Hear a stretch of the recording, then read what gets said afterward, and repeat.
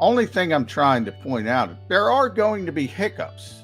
And I think too many people are penciling things in May and saying, this guy's going to be this guy's going to be that. There's got to, even with the veteran players, the A.J. Browns, the Son Reddicks, the guys who aren't projections, there's going to be chemistry issues. Bradbury in that category as well. You got to get over those humps. So I do think there's going to be more hurdles than people expect.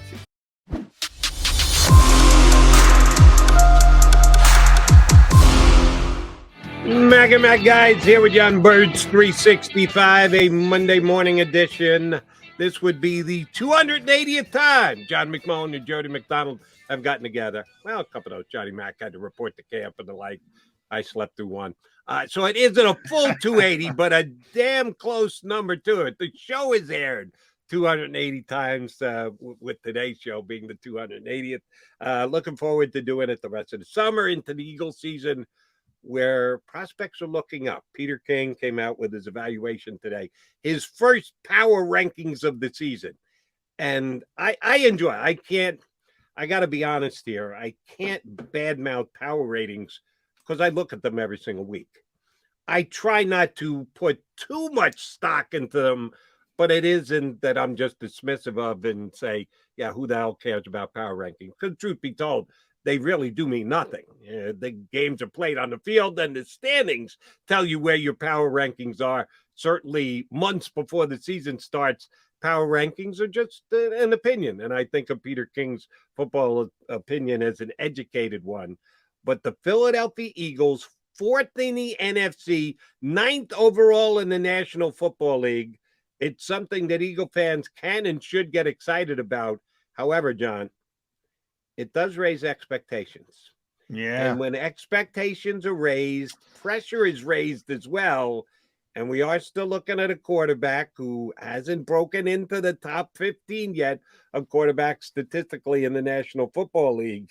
How much pressure now is on Jalen Hurts if guys like Peter King are ranking them as a top 4 team in the NFC? How much is that pressure being ratcheted up? Yeah, I think pretty significantly, and that's kind of what I mentioned a number of times with the expectations changing. And well, I don't necessarily know if it's a thing that is going to affect the Eagles, other than I have noticed. I've said this before. A couple when Howie was on with the Sports Take guys, he mentioned it, and he also mentioned it in some other interviews. I think he was on with it's either Eisen or Patrick, but Rich Eisen or Dan Patrick. And I apologize, I forget which one, but he kind of said yeah, tried to temper things, I guess would be the best way I would explain it, because I do think people are skipping steps and assuming. And Brandon brought up a name, and I know you love this player, and I like the player, and it's incredible value in the 3rd round. But I think what Brandon said about Nakobe Dean is 100% accurate. It's like a lot of people are just assuming this guy's going to hit the ground running. And it's interesting. I was doing, because I'm a TJ Edwards guy, and I think if Nakobe hits the field, it's going to be for Kaiser White, not TJ Edwards. But we'll see how that shakes out. But I was writing about TJ and Billy Boyce that will run today, and I went back to his. I think people don't remember how good a college player he was, and he was a final. He was an first team All American. He was a finalist for the Butkus Award, which Kobe won. And I went back to 2017 when TJ, I think, he not I think he was a runner up to Roquan Smith, who was also a Georgia linebacker, Right? who was a 1st round pick, who is an incredible talent. And Roquan's been a really good player, but he's had his ups and downs. I mean, and he is a really high level linebacker prospect when he was coming out of college. And there have been some real good moments with Chicago and some iffy moments with Chicago. My point is, even with high level players, Devin White in Tampa Bay, another example. While they won the Super Bowl, he was phenomenal. Last year, he wasn't as good. These are really, really high level prospects. Only thing I'm trying to point out, there are going to be hiccups. And I think too many people are penciling things in May and saying, this guy's going to be this guy's going to be that. There's got to, even with the veteran players, the A.J. Browns, the Son Reddicks, the guys who aren't projections, there's going to be chemistry issues. Bradbury in that category as well. You got to get over those humps. So I do think there's going to be more hurdles than people expect. And look, it's May and people get excited in May. That's just part of the gig. But I do think, the more those expectations go up, the more disappointment there's going to be. And that on the back end, that creates trouble for the head coach and the team. It's just the way it works in the NFL. Yeah, I think Nakobe Dean's going to be on the field. If he's healthy this year, he's going to be on the field a lot, whether it is inside, outside, who's coming off the field when he's on the field. I'm not 100% sure. We know they gave Kaiser White just a 1-year deal, so they're not married to him long term. I like that player too. I really like both the additions at linebacker for the Philadelphia Eagles. But I think the most talented player in the bunch, even though he's never played a snap in the National Football League, is Nakobe Dean. And if he plays to the level that he played at in college, he's going to be a 3-down linebacker on this team. Somebody's got to come off the field. I'm not sure how the defensive coordinator is going to ferret that out, but I just have such confidence in Dean's abilities that I think they're going to watch him play and go, we've got to have him on the field one way or another. If Edwards pays the price, so be it. If White pays the price, so be it. If they just go ahead and make Hassan Reddick a down defensive lineman rather than playing him at linebacker and play 3 other linebackers, so be it. I just don't think Nakobe Dean is coming off the field. That's how strongly I feel about the player. And yes, even though the former Georgia linebacker that you mentioned with the Bears was a first-round draft pick, Nakobe Dean was a better player in his year at Georgia than why am I forgetting the Bears linebacker? Roquan Smith. Well, I will say this now, and that's what I was going to say. Look, I mean, Roquan was the 8th pick in the draft as a linebacker. I mean, from a talent perspective, it doesn't get much better than Roquan Smith. And by the way, if Nakobe Dean ends up being Roquan Smith, Eagles fans should be celebrating. But the point I bring up Roquan, because he's already been a 2-time second-team All-Pro, not first team, but that's still pretty stinking good. Already through his first 4 years. But it hasn't been, Micah Parsons throughout. And by the way, I guarantee even with Micah Parsons, I guarantee there's going to be ebbs and flows. It's just the way it is. I mean, it is difficult to make that transition. If Roquan Smith has some hiccups, Nakobe Dean's going to have some hiccups. That's the only reason I bring him up, because he was such a high-profile player, a top 10 pick, and so was White in Tampa Bay as well. Top 10 pick, high-profile player. I mean, it's difficult to play in the NFL. That's all I'm trying to say. And rookies are going to have some growing pains. That's all I'm trying to say. Right. And when you are as highly picked as those linebackers are, the expectations are that high. Even though Nakobe Dean fell down to the third round, because of either physical questions and or physical makeup. God forbid he's 5'11" playing linebacker in the National Football League. If you're not 6'2", you have no chance to be a linebacker. I would disagree. I think the kid is just a stone cold playmaker. I don't care if he's 2.5, 3 inches shorter than what the prototypic linebacker is supposed to be, you absolutely have to factor in where a player was drafted to their expectations their first year. And then after the first year is over and done with, you can reevaluate the expectations. And I expect Nakobe Dean to have a big enough year, his first year, that we're not even talking about, other than to give the Eagles props and credit for being able to grab a guy in the third round like Nakobe Dean. I'm not going to rate him as a third-round draft pick going forward. I'm going to rate him and set my expectations on what he does on the field in his rookie year, which I think is going to be a lot.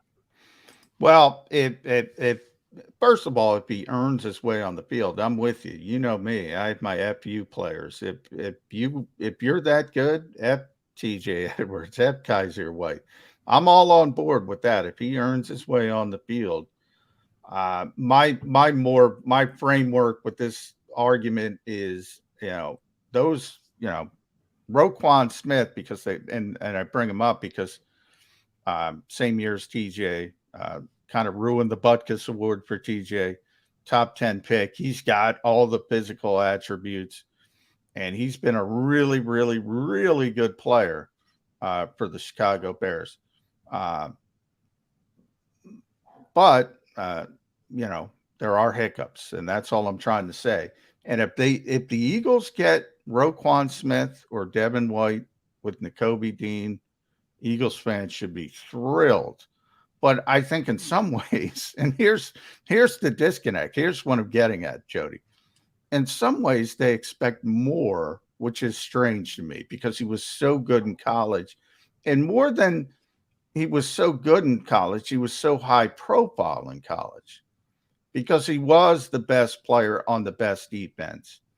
And, people are wondering, if you're the best player on the best defense, well, why is Walker going number 1 overall? Why is Jordan Davis going number 13 overall? Why is Lewis Cine a first-round pick? And on. They had 5 first-round picks. And why is Nakobe going in the third round? He's the most high profile. He's the guy making all the plays. And they expect Roquan Smith. I don't know if you can expect Roquan Smith, is what I'm saying. No, I do. That's exactly what I'm expecting out of Nakobe Dean. I think he is. I think he had a better draft leading into the draft season than Roquan Smith did. Roquan Smith ended up going 8th. Nakobe Dean ended up going in the 80s. I think it was overstated injury issues that dropped Nakobe Dean down. I think it's misevaluation by the entire National Football League. Well, they didn't misevaluate Roquan. They evaluated him dead on. Right. No, I'm not talking about Roquan. I'm talking about Nakobe Dean. Because he's only 5'11" and a quarter rather than 6'2". Well, if you're not 6'2", you can't be a first-round draft pick. Yeah, you can. And I think he will prove that that's the case. I think they will get Roquan Smith-like production out of Nakobe Dean here. And let me again say about TJ Edwards. It was yours truly who during the year said, John, TJ Edwards is playing enough that he is playing himself into a position where the Eagles handle specific players specifically a specific way. They like to get an extension done. They like to jump in season, tack on a year or more if they like the player, if they like what he's doing, so that they don't have to face a free agent situation. If they can get something done in season, Howie Roseman's been doing this since he's been the general manager. And Edwards is playing well enough to be that kind of guy.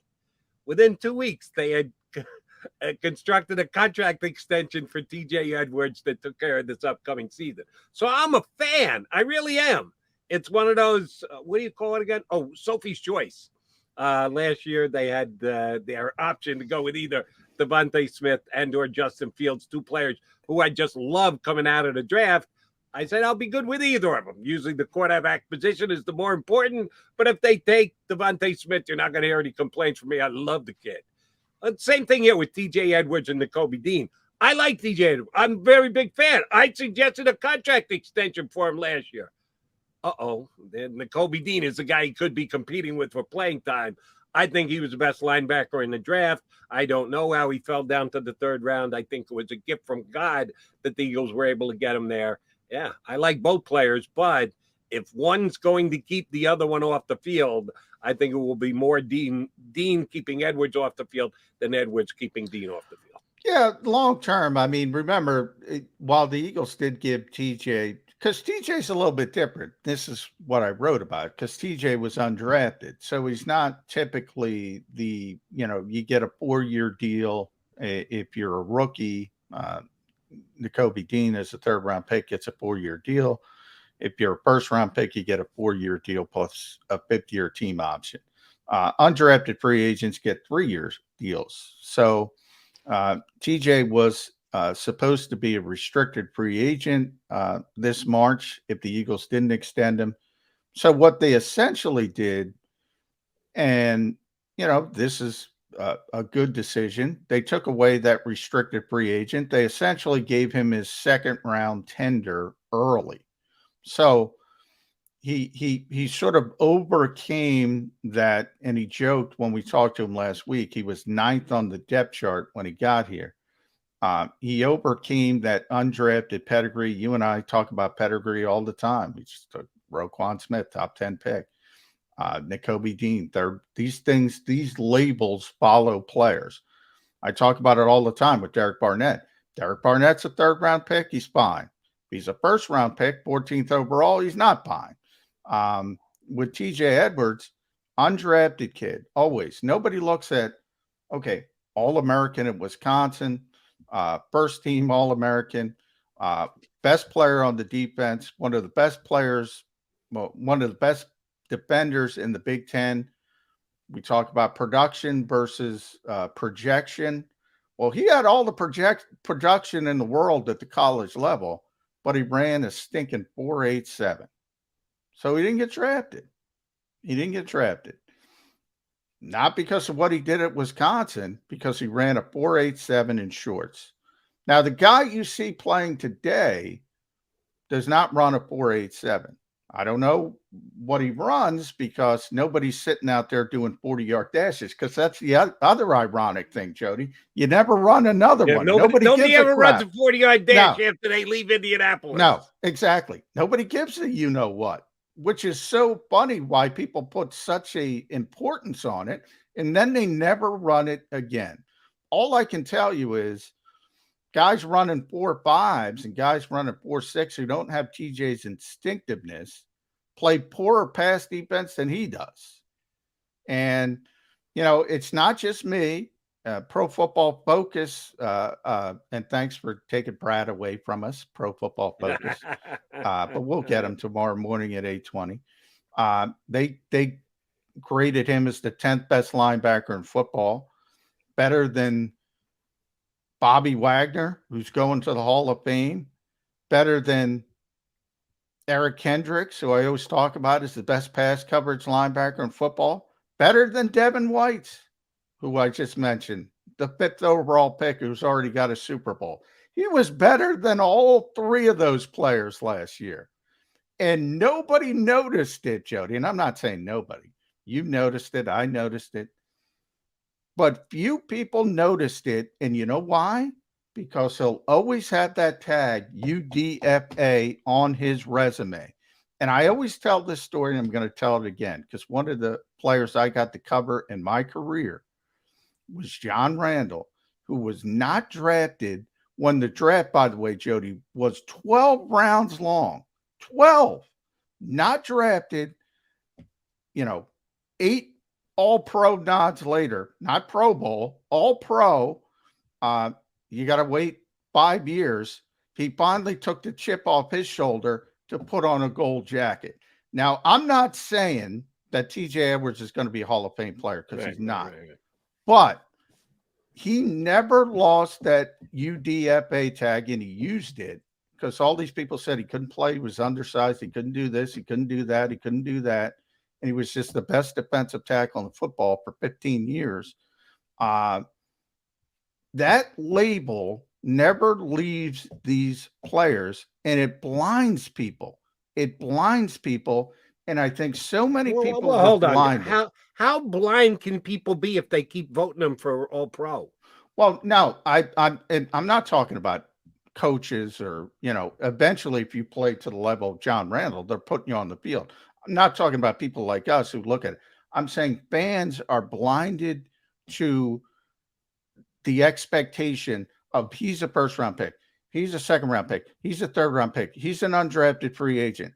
TJ Edwards, again, with the film, and you could debate Pro Football Focus all you want. I think we both agree. If they say somebody's playing well, they're playing well. If they say somebody's playing poorly, they're playing poorly. The 10th best linebacker in football last year, Jody. He wasn't supposed to be. I think but he had a was. heck of a year. He did finish second to Alex Singleton on tackles on the team, and Alex Singleton, the Eagles were relatively willing to let walk away and join another organization. So, yeah, I think the Pro Football Focus ranking's a little high. I wouldn't have him quite that high, say, but he had a hell of a season. We'll agree on that. And let me say, he didn't start. I think he did lead the team in tackles, but that doesn't matter. No, Singleton led the team in tackles. He started. He didn't start till I think week 6 because the Eagles felt Eric Wilson, because he could run a 4.45, was a better option than TJ Edwards. But if you can run a 4.45 and you take a false step, what does it matter? Right. What does it matter? And the Eagles, it took the Eagles, by the way, the Eagles deserve to take a hit for this. It took them 5-6 weeks to figure out TJ Edwards was better than Eric Wilson. There's a perfect example, Jody. And I don't think it was that TJ Edwards jumped off the page. It was the fact that Wilson stunk. They got around to looking at the tape and analyzing and going, I know we gave this guy money as a free agent, but he's really not getting the job done for us here. Well, and I kind of obligated to put the best player out there, and that would be TJ Edwards, not Wilson. Yeah, and if they were watching Birds 365, they would have knew Eric Wilson stunk because I knew it. How did they not know? You said before the season ever started, the guy just is terrible on run defense. He just can't do it. Is one of the worst fill the void linebackers in the National Football League on run defense. And teams ran the football down the Eagles' throats the first 5 weeks or 6 of the season. Now, one position does not determine whether you're good against the run or not good against the run. But middle linebacker might be the most important one of those. And yes, they got significantly better against the run when Edwards came in and became their middle linebacker. You are 100% accurate about that. Now, we still got to prove it again because he's an undrafted guy and people are already replacing him. But all I said, and that's what I wrote, don't be surprised if we're hopefully talking here next year, Jody, and we're talking about the same thing because TJ Edwards is going to be the Eagles' starting linebacker. Now, Nakobe Dean's going to be probably their other starting linebacker. As I said, I think it's more Kaiser White than Nakobe Dean versus TJ Edwards. But yeah, I mean, sometimes they miss. Sometimes the NFL misses, and I think they missed on TJ Edwards. Mac guys, here we are on Birds 365. He's John McMullen. I'm Jody McDonald. We've still got 30 plus minutes of football talk left on Birds 365.